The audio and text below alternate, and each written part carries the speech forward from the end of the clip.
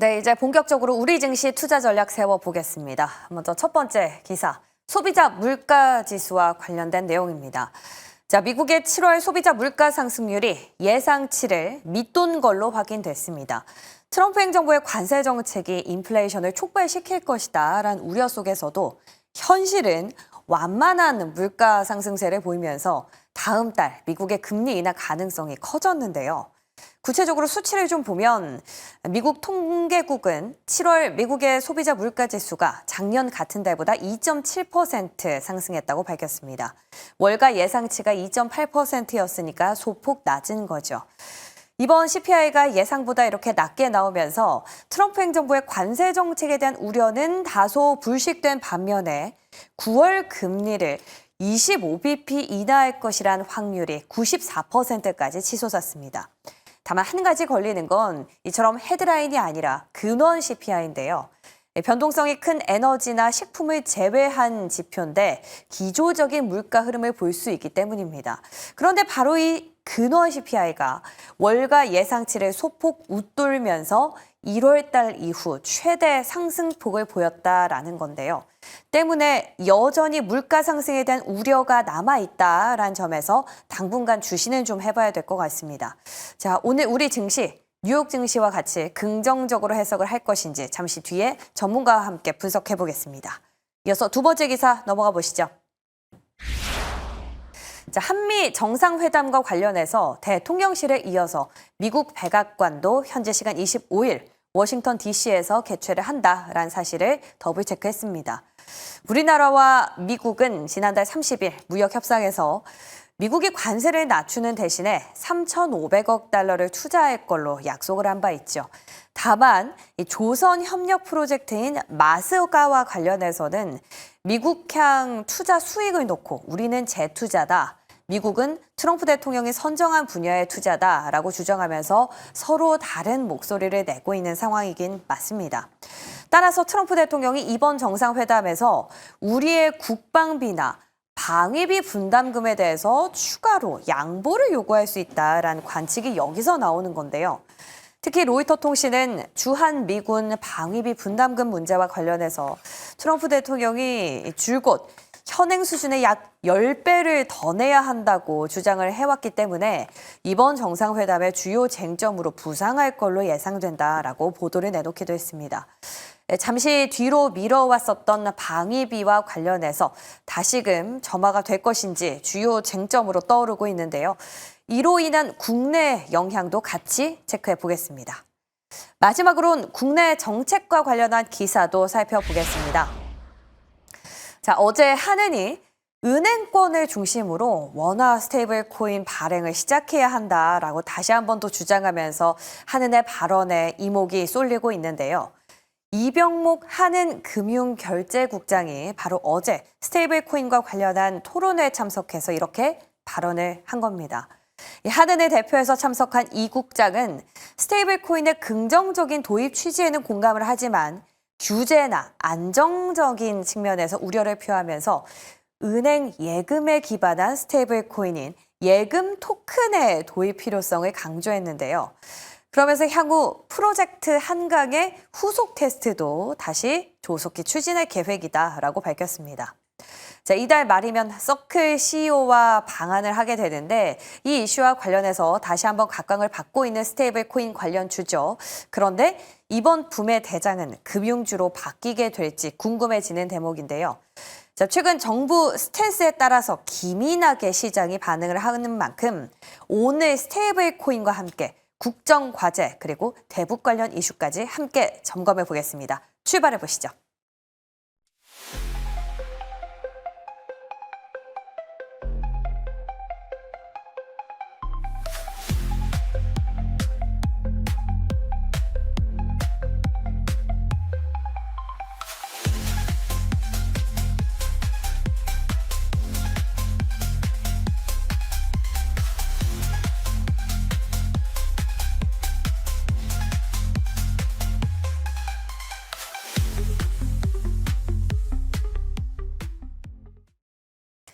네, 벌써 주 중반입니다. 오늘 수요일 아침 SB인베스트 이주호 본부장, MBN골드 조선희 매니저와 전략 세워보겠습니다.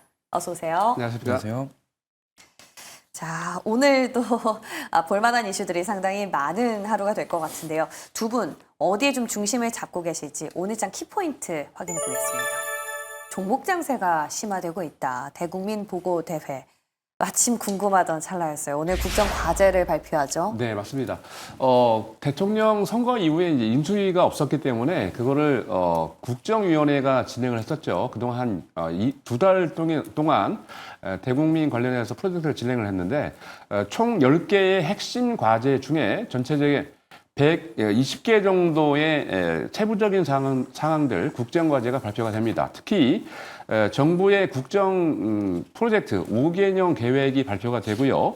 여기에 따라서 여러 가지 이슈들이 부각이 되는데 특히 그동안 말이 많았던 뭐 검찰이나 또는 기재부 같은 경우는 지금 권한이 굉장히 방대하고 많은데 이거를 기재부가 갖고 있던 거를 금융이나 또는 금감원에 이관을 하면서 여기에 대한 프로젝트 또는 세부적인 내용이 나올 것 같습니다. 거기다가 그동안 이재명 정부의 국책 프로젝트가 보통 이제 AI를 기점으로 해서 많은 프로젝트들이 나왔는데 여기에 대한 세부 내용들이 나오기 때문에 이러한 내용들 오늘 잘 모니터링 해보시기 바랍니다. 네, 좋습니다. 어떤 포인트를 지켜봐야 하는지 짚어주셨고요. 자, 우리 이조 본부장의 키워드는 종목 장세에 대한 건데요. 어떤 좀 재료를 지켜봐야 될까요? 네, 이번 주 뭐 미국과 러시아 회담도 예정이 되어 있고요. 사실 어제 CPI가 나왔고 이번 주에 뭐 이벤트들이 많이 있습니다. 그러다 보니까 지금 보면은 이슈와 뉴스가 있고 또 실적 발표되면서 특정 종목군들의 수급이 쏠리는 현상이 나타나고 있고요. 특히나 화장품주들 같은 경우는 호실적을 발표했는데 컨센을 하회했다라는 이유로 급락이 나오는 이런 상황 속에서 지금 그 수급들이 이동하는 곳은 이슈가 있는 쪽, 그리고 이벤트가 있는 쪽으로 움직이고 있다라는 점을 체크하시면 좋을 것 같습니다. 근데 어제 같은 경우는 약간 대통령실에서 양도세 기준을 뭐 유지한다라는 발언 속에서 3,200선을 이탈을 했는데 어제 미증시 흐름 보면은 오늘 또 빠르게 회복하지 않을까 이렇게 생각하고 있기 때문에 그럼에도 불구하고 최근에 국내 증시 흐름은 코스피가 3,200선 중심으로 횡보하고 있고 그런 상황 속에서 종목 장세가 계속 심화되고 있다. 이렇게 말씀드리겠습니다. 네, 전체적으로 다 가는 게 아니라 종목별로 차별화가 심화되고 있기 때문에 더욱더 옥석을 가리는 게 중요한 때인 것 같습니다. 일단 우리 증시 정체적인 지수 향방부터 점검해 볼게요. 첫 번째 기사입니다. 미국의 소비자 물가지수가 나왔습니다. 기다렸던 지표죠. 관세 영향이 어느 정도인지 가늠해 볼 수 있는 거였는데 생각보다 괜찮았습니다.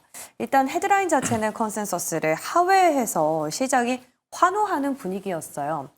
근데 다만 근원 CPI가 예상치를 좀 웃돌면서 약간 불안불안한데 어떻게 보셨어요? 일단 사실 딱 데이터만 놓고 보면 썩 좋은 건 아니었습니다. 근데 코어 CPI가 사실 식품이랑 에너지 제외하고 이기 때문에 그러면 지금 최근에 유가와 천연가스 가격 내려간 거 감안한다면 지금 어떻게 보면은 코어 CPI 자체가 올라간 부분에 있어서는 부담을 느낄 수밖에 없는 상황이거든요.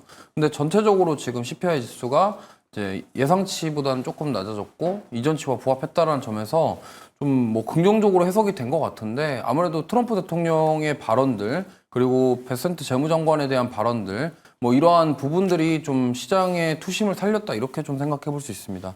좀 정리를 하자면 수치 자체는 막 그렇게 낙관적인 수치는 아니었다. 하지만 지금 뭐 여러 가지 인사들의 발언 속에서 지금 9월에 금리 인하 가능성이 패드워치 보니까 94%더라고요. 네. 그러니까 그러다 보니까 금리 인하에 대한 기대감 속에서 지금 어제 랠리가 나왔다. 이렇게 정리할 수 있을 것 같습니다.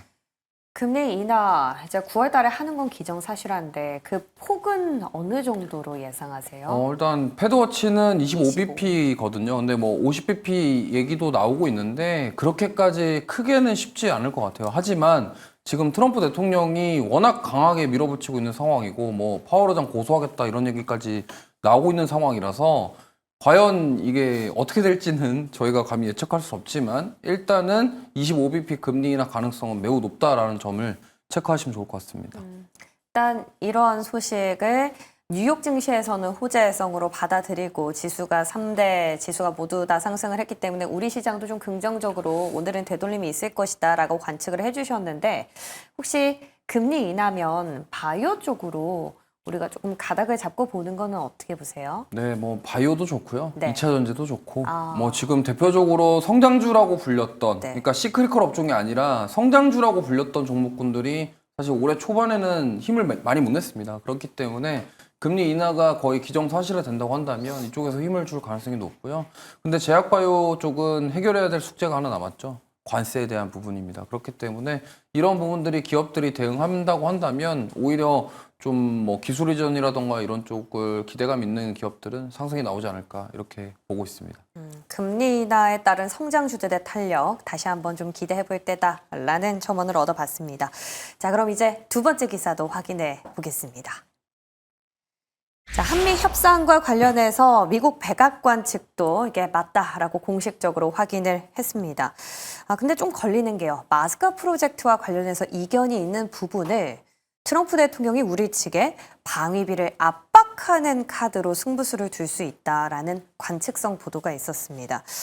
우리가 잠깐 잊고 있었는데 방위비 분담금 인상 이와 관련해서 어떤 포인트를 지켜봐야 될까요? 거의 이제 그 유럽이나 중동 같은 경우에도 GDP 5%를 특정지어서 미국 정부가 원했고 트럼프 정부가 원했던 거를 이제 측정지었는데 우리나라 같은 경우는 기존에 현재 주한 미군이 우리나라 28,500명 주둔을 하고 있는데 지금 10억 달러 정도를 쓰고 있습니다. 1조 한 3,600억 정도를 쓰고 있는데 중요한 거는 이번에 28%에서 2.8%에서 GDP 대비 한 3.8%까지 올릴 것으로 예상을 하고 있는데 유럽이나 중동 같은 경우는 직접 방위비가 3.5% 거기다가 간접 방위비가 1.5%인데 우리나라의 방위비 GDP 대비 방위비를 그러니까 체류비를 이렇게 올린다면은 거의 한 간접 투자로 올릴 수 있는 게 1.2% 정도 더 들어갈 수가 있습니다. 그러면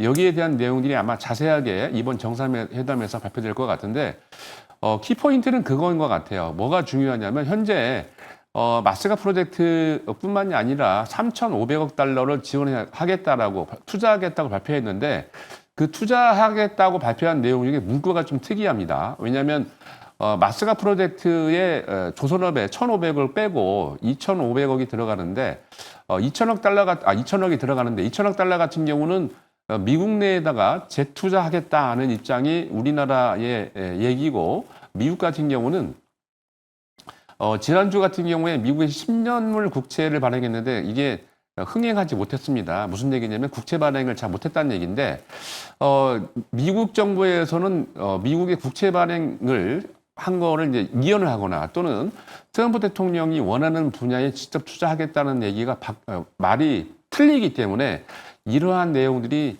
아마 이번 정상회담에서 아마 키포인트가 되지 않을까 싶고요. 정확하게 이 부분이 정상회담 이후에 발표되게 난 상황에서 아마 관련 분야나 지금 밑에 보이고 계시지만 반도체, 조선 등도 경협 논의를 할 예정인데 이쪽 분야는 우리가 상당히 긍정적이지만 나머지 말씀드렸던 투자 금액 2천억 달러의 향방이 어떻게 되냐에 따라서 관련 업종들이 또 바뀔 것 같습니다. 그래서 25일 정상회담 이후에 나오는 언론 브리핑과 함께 내용들을 자세하게 모니터링 하시기 바랍니다. 그 방위비 분담과 관련해서요.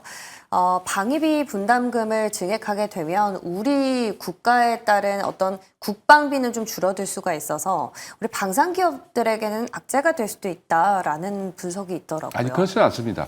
국방비를 얼마 전에 발표한 내용을 보니까 국방비를 증액하겠다는 얘기를 했기 때문에 별개로 그러니까 지금 들어가는 내용에 전체 지금 10억 달러에서 100억 달러면은 뭐 거의 뭐 1조 3천억에서 13조 정도 올라가면 거의 한 10배 정도 올라가는 건데 근데 그 분야하고 국방비 책정됐다. 왜냐면 국방비에 책정된 분야 중에 무기 구매는 따로 책정이 되기 때문에 그쪽 부분은 작년 대비 조금 올라가는 것으로 알고 있기 때문에 그렇게 된다면 오히려 뭐 얼마 전에도 지금 국방 쪽에 무기 체계를 하면서 계약 체계를 했거든요. 방사청에서. 그래서 오히려 더 올라갈 수도 있기 때문에 그거는 걱정할 일이 아닌 것 같습니다. 그럼 얘기가 나온 김에 방산주 전략 다시 한번 좀 더블 체크를 해보고 싶은데요.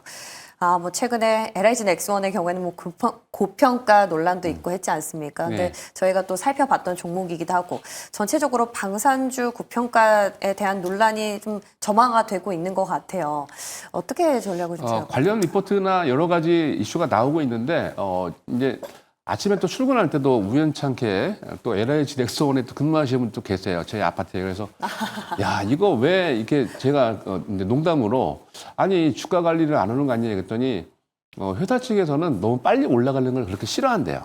왜냐하면 보통 이제 정책적으로 여러분 아시겠습니다만 투자자 같은 경우는 투자를 하고 난 다음에 주가가 빨리 올라가는 걸 원하지 않습니까? 근데 회사 측이나 거의 이제 이쪽에 이제 많은 지분을 투자하고 있는 대주주 같은 경우는 롱텀 투자를 원하고 있는 거기 때문에 단기적으로 사실 방산 관련주들이 뭐 5배 내지 10배 이상 올라간 종목들이 많습니다. 1, 2년 사이. 그렇기 때문에 너무 급하게 올라가는 것보다 제가 보기에는 방산 이슈를 발표를 하고 실적 발표를 하고 난 다음에 뭐 실적이 좋음에도 불구하고 또는 예상치 미스가 나오면서 관련 기업들이 좀 조정을 하고 있습니다만 제가 보기에는 오히려 단기적인 급등 이후에 가격 조정과 함께 기간 조정이 필요하기 때문에 그 시점인 것 같아요. 그래서 제가 보기에는 악재가 아니고 지난주에도 제가 방산 관련 이슈를 다뤘습니다만 지금 중동이라든지 중동 같은 어저께도 얘기했죠. 중동 같은 경우는 지금 전체 쓰고 있는 무기 중에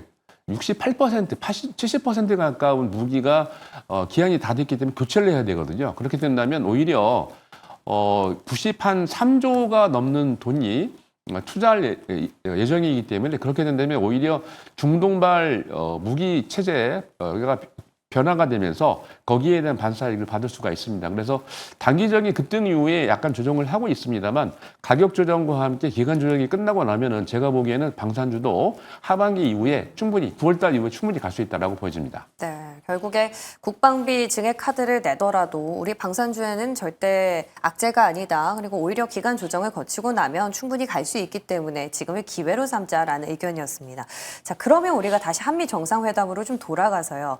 주시를 해볼 만한, 기대해볼 만한 섹터를 좀 압축해 본다면 여전히 조선에 국한될까요? 왜 뭐 2차 전지 반도체 이런 얘기 많지 않습니까? 네. 어디를 가장 유력하게 보세요? 저는 계속해서 조선을 얘기하고 있습니다. 왜냐하면 마스가 프로젝트를 진행을 하면 여기에 대한 MRO 관련 프로젝트가 진행이 되고요. 특히나 가장 중요한 게 국제해사기구에서 IMO에서 2028년도부터는 지금 사용되고 있는 디젤 기관 못 씁니다. 그러니까 전체 지금 운행을 하고 있는 국적해양사 해운사뿐만이 아니라 운행을 하고 있는 상선들을 조사를 해보니까 10만 대가 가까이 되는데 그중에 금년에만 딱 2,000대, 2%만 그게 새롭게 바뀌고 있는데 나머지 98%가 2030년도까지 최소한 30 내지 40%까지 교체를 해야 되기 때문에 어마어마한 그런 교체가 이루어짐으로써 계약이 체결될 겁니다. 그래서 2,000대밖에 지금 바뀌지 않았다는 건 앞으로 나올 물량들이 엄청나게 많다는 것만 생각해 보신다면 제가 보기에 오히려 MRO 미국에 있는 마스가 프로젝트 MRO뿐만이 아니라 신규로 친환경 제품들, 친환경 조선 수주에 네. 기대를 할 수 있기 때문에 그렇게 된다면 오히려 조선업종들이 지금이 바닥이다라고 생각이 됩니다. 네, 조선주에 대한 의견은 여념이 없으셨습니다. 자, 이렇게 해서 두 번째 기사까지 정리를 해봤고요. 이제 마지막도 확인해 볼까요? 스테이블 코인과 관련해서 한국은행 측이 또다시 입장을 반복해서 내놨습니다. 제도권 중심으로, 특히 은행권을 중심으로 출발을 해야 한다. 다만 원화 스테이블 코인 발행은 긍정적인 취지는 공감을 한다라는 겁니다. 자, 스테이블 코인과 관련해서도요. 우리 매니저님께서 지난번에 이제 서클 CEO 방한 전에 조금씩은 관심을 가져야 된다라고 기간에 대한 팁은 얻어봤는데 이러한 분위기라면 이제 다시 붐이 일어날 때 어떤 금융권 쪽으로 붐이 좀 가닥이 잡힐까요? 지금 이제 한국은행하고 정부의 그 사항은 좀 다르죠. 한국은행 같은 경우는 기본적으로 왜냐면 이제 은행권의 기득권을 갖고 있기 때문에 한국은행 같은 경우는 은행권 중심으로 스테이블 코인을 추진하자는 얘기를 하고 있는데 민간이나 그리고 정부 같은 경우는 민간 주도의 프로젝트가 중요하다라고 했는데 우리가 이제 봐야 될 거는 우리보다는 먼저 미국이 스테이블 코인 관련해 가지고 법안들을 통과를 했기 때문에 자세히 보면은 은행권뿐만이 아니라 민간까지 합세를 해서 같이 프로젝트를 진행을 했습니다. 그래서 지금 한국은행은 은행에 대한 이권을 중시하고 있기 때문에 은행권 얘기를 하고 있습니다만 우리도 미국처럼 은행이나 그리고 민간 기업들이 같이 참여를 하는 그런 스테이블 코인 관련 제도가 합법화될 것이라고 보고 있기 때문에 한국은행 말만 믿고 또는 정부 말만 믿고 하는 것보다 말씀드린 대로 미국이 이미 이런 관련된 법안을 통과를 했기 때문에 미국 법안을 여러분들이 참고하신다면 은행권하고 비은행권, 민간 기업들이 같이 참여하는 스테이블 코인 관련 법안이 아마 통과될 것으로 보입니다.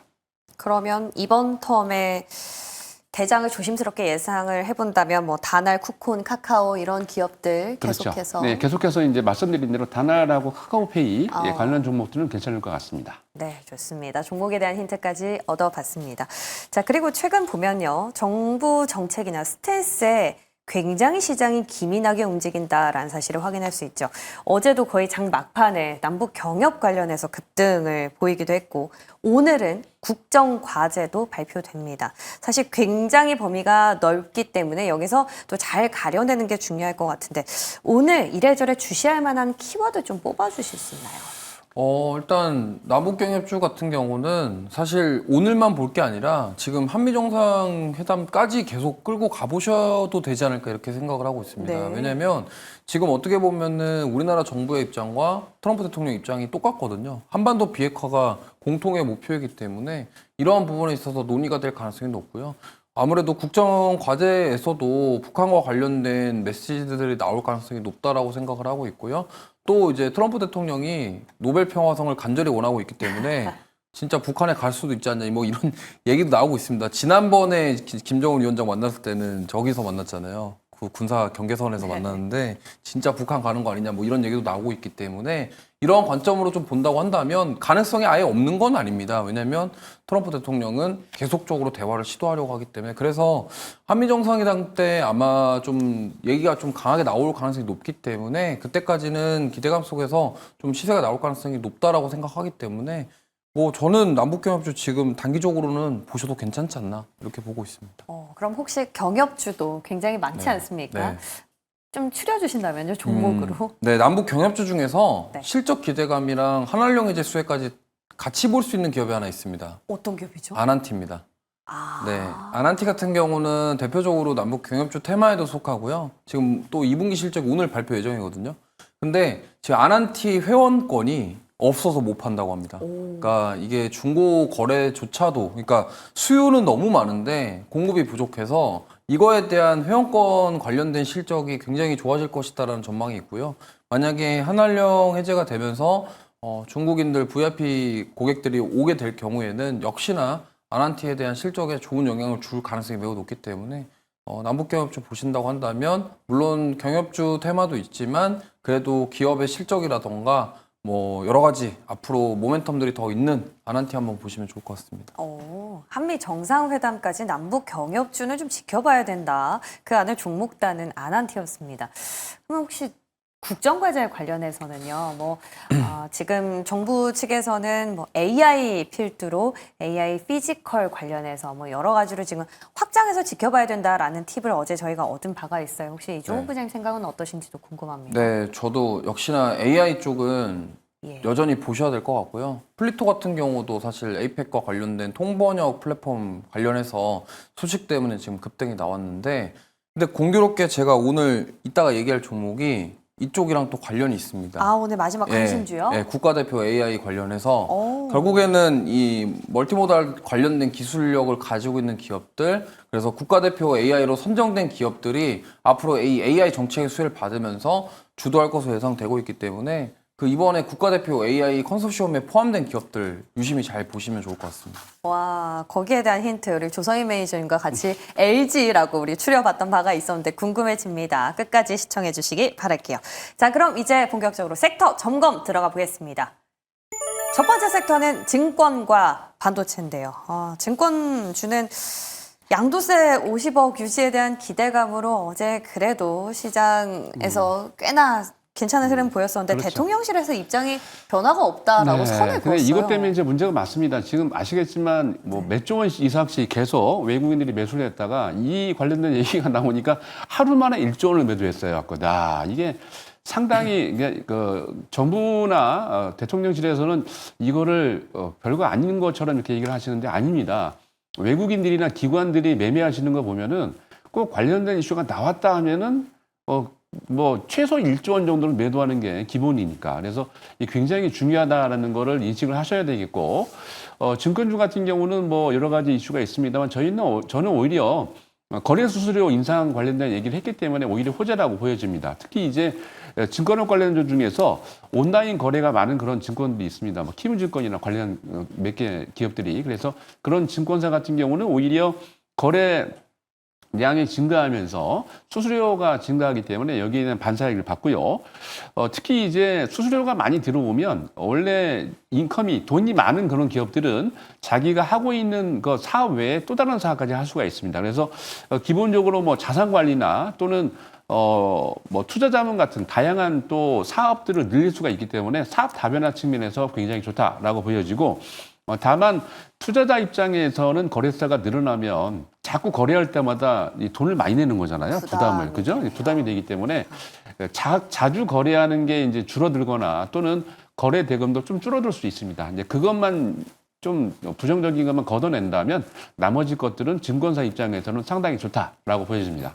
혹시 증권주 중에 보시고 계신 게 미래에셋? 미래에셋증권하고 키움증권이 좋은 것 같아요. 지금 두 종목이 이제 조정을 한 2달 정도 했다가 어제도 보니까 3 내지 한 5% 정도 키움증권도 굉장히 강하게 올라왔는데, 키움증권하고 미래에셋증권 같은 경우는 이쪽 분야에서 상당히 강한 모습을 보이고 있기 때문에 앞으로도 관련 있게, 특히 이제 우선주도 괜찮아요. 우선주도 실적이 아주 좋은데 배당까지 겸비돼 있기 때문에 관심 있게 지켜보시기 바랍니다. 네, 좋습니다. 증권주에 대한 힌트 얻어봤고요. 이제 반도체도 섹터 점검해 보겠습니다. 자, 어제 단독 기사긴 하지만 삼성전자가 엔비디아의 HBM3 12단 공급을 확정했다라는 기사가 있었습니다. 뭐 말씀드린 대로 단독이라서 확실치는 않지만 어쨌든 계속해서 불이 지피고 있다라는 거는 임박했다라는 사실이지 않을까 싶어요. 리드 타임을 고려해 봤을 때 이제는 장비주는 공급이 임박했으면 조금 지났고 소재를 봐야 되나? 아니면 그냥 삼성전자만 보는 게 좋나? 뭐 여러 가지 생각이 들어요. 저는 HBM보다 예. 오히려 파운드리 쪽을 더 봐야 되지 않을까 이렇게 생각합니다. 물론 그래요. 네, 12단 공급은 12단 공급이고 예. 저거는 그동안 못했던 거 이제 해결하는 숙제 같은 느낌이고요. 그러면 이제 SK하이닉스를 따라가려면 HBM4가 더 중요하겠죠. 그 다음에 이제 파운드리인데 지금 보면은 이재용 회장이 아직 귀국을 안 한 걸로 알고 있습니다. 근데 그럼 미국에서 뭐 하고 있겠습니까? 뭔가 만나고 있겠죠? 실리콘밸리를 갔다라고. 네, 그렇죠. 그런데 지금 테슬라도 계약을 했고 그다음에 애플은 직접적으로 백악관에서 삼성이라는 기업을 언급을 했습니다. 그럼 남아있는 거는 뭐 퀄컴이라던가 이런 쪽에 신규 고객을 확보한다라는 점들, 그리고 또 이재용 회장이 풀어야 될 게 많죠. 뭐 삼성바이오로직스 미국 생산 기지, 그다음에 또 SDI까지 덤으로 해가지고 뭐 이런 얘기도 있습니다.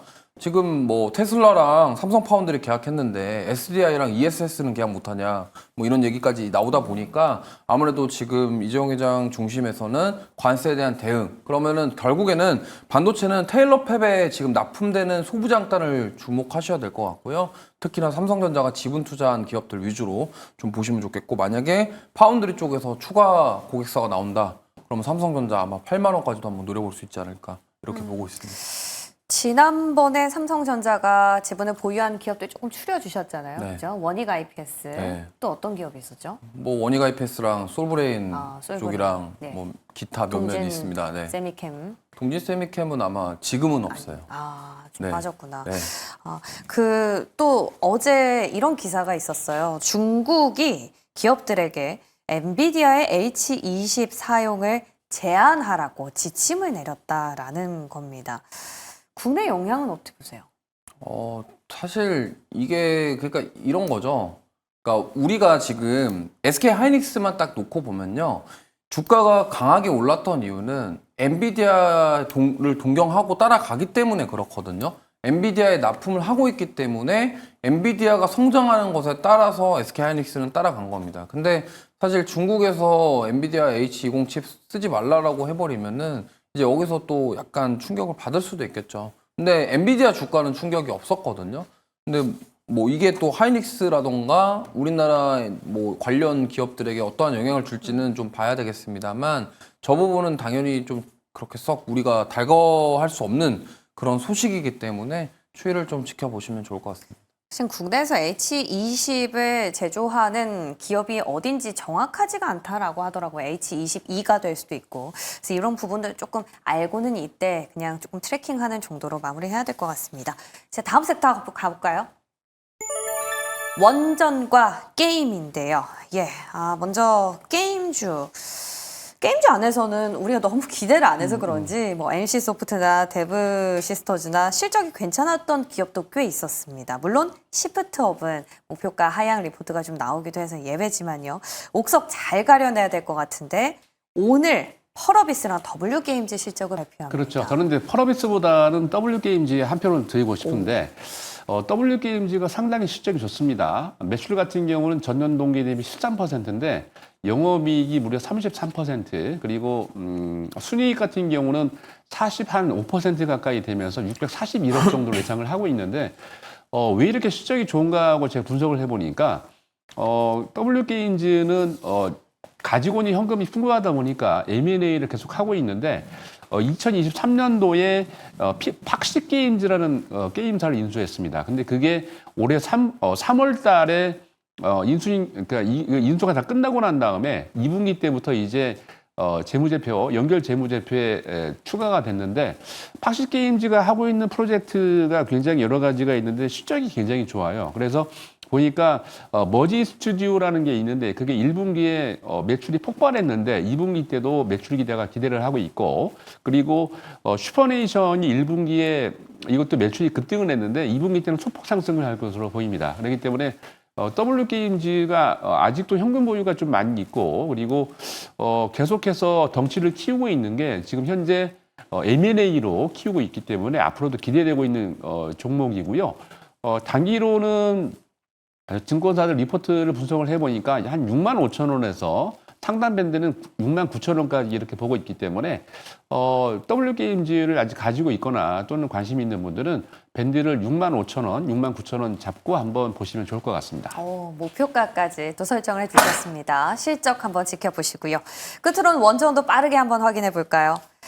베트남과의 협력 소식에도 영 힘을 발휘하지 못했습니다. 이유는 오클로 실적이 미스가 나서인 건지 한미 정상회담에서 원전과 관련된 협력이 나올 수도 있다라는 얘기가 있는데 어떻게 보세요? 일단 오클로 실적 미스도 있고요. 어제 뉴스킬파이어가 루마니아 SMR 투자 결정을 지원했다라는 소식 때문에 영향도 받는 것 같습니다. 지금 사실 국내 원전 기업들은 신규 수주가 절실한 상황이에요. 근데 이런 부분에 있어서 투심을 악화시킬 수 있기 때문에 추가 조정이 나올 수 있다는 점을 감안하시면서 대응해 보시면 좋을 것 같습니다. 우리가 화장품 섹터로 이번에 경험했잖아요. 네. 기대치가 너무 높았을 때 그 기대를 못 미쳤을 때 어떤 차익 매물이 나오는지를 경험하셨을 거기 때문에 원전도 주의하자 말씀드리겠습니다.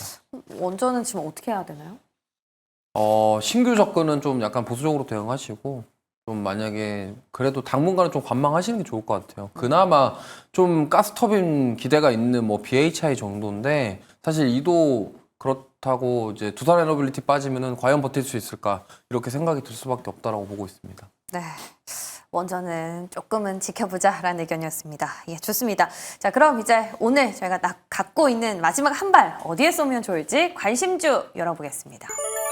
NC소프트였고요. 키움증권. 네, 증권주 안에서 제가 좀 급했네요. 네. 미리 여쭤봤는데. 2분기 실적이 굉장히 좋습니다. 영업이익을 보니까 34% 증가한 한 4,084억 정도 예상을 하고 있는데요. 이미 이제 발표를 했죠. 브로커리지 쪽에 이제 강세를 보이면서 수익이 굉장히 좋습니다. 거기다가 주주 환원 정책 강화를 하면서 기본적으로 이제 배당이죠. 배당이 확대 가능성이 높아지면서 투자자들 사이에서 인기가 있습니다. 거기다가 다른 증권사 대비 부동산을 갖고 있는 게 많기 때문에 키움증권 같은 경우에 그러니까 다른 증권사 대비 부동산 익스포저, 부동산에 노출되어 있는 위험이 낮습니다. 거기다가 경기 침체 시에 경기가 안 좋을 때는 부동산 비용이 고정 비용으로 많이 들어가는데 키움증권 같은 경우는 고정 비용을 확 줄일 수가 있기 때문에 굉장히 좋다라고 보여지고요. 상대적으로 뭐 키움증권이나 말씀드린 미래에셋증권 같은 경우는 굉장히 좋기 때문에 이 종목들 보시면 좋을 것 같습니다. 확실히 사용하시는 분들이 많으니까 브로커리지 하면 또 키움증권 바로 떠오르는 것 같습니다. 자, 이제 맞서는 기업은 NC소프트인데요. 네. 오, 정부 독자 AI 파운데이션 관련해서 NC소프트를 보자라는 건가요? 왜냐면 우리가 아무도 기대 안 했던 기업입니다. 바로 NCAI가 거기에 포함될 수 있었을까 기대하셨던 분들은 없을 건데 이번에 포함됐다는 거는 기술력 인정받았다라는 거고요. NC 같은 경우는 2011년부터 14년 동안 준비한 거고요. 사실 이 게임 개발 경험을 토대로 해서 오디오라던가 3D 모델링 이런 쪽에서 버티컬 AI 쪽으로 맞춤형 AI로 발전할 가능성이 굉장히 큽니다. 그렇기 때문에 저는 합류하지 않았나 이렇게 생각을 하고 있고요. 그 다음에 NC소프트는 올해 하반기에 아이온2를 출시 예정에 있고요. 지금 굉장히 평가가 좋은 상황. 그리고 지금 우리나라의 경쟁사로 불리는 스마일게이트라는 회사가 있는데 비상장입니다. 스마일게이트에서 출시하고 있는 MMORPG가 로스트아크라는 게임인데 지금 NC소프트의 아이온2와 장르가 겹쳐요. 근데 만약에 로스트아크가 지금 1년에 매출이 4,400억에 영업이익률이 2,200억 나옵니다. 로스트아크만. 그럼 마진율이 50%잖아요. 이 MMORPG 시장을 만약에 장악하게 되면은 먹거리가 있다라는 거죠. 그럼 NC소프트가 만약에 아이온2가 흥행해서 로스트아크 회원들을 가져올 수 있다면 저는 주가가 여기서 머물진 않을 것 같습니다. 그렇기 때문에 보시면 좋을 것 같아요. 아이온1이 굉장히 핫했었다고 하더라고요. 사실 아이온1은요, 거의 뭐 지금 제 나이 대 예. 분들, 30, 40대 분들에게 약간 로망이었던, 왜냐면 그 정도예요. 블리자드의 월드 오브 워크래프트와 대적할 수 있는 우리나라 MMORPG가 유일한 게 아이온이었습니다. 그렇게 보시면 됩니다. 네. 제 2의 겜돌이가 나오셨습니다. 예, 오늘 두 분 말씀 바탕으로 시장 중심 잘 잡아보겠습니다. 도움 말씀 주셔서 고맙습니다.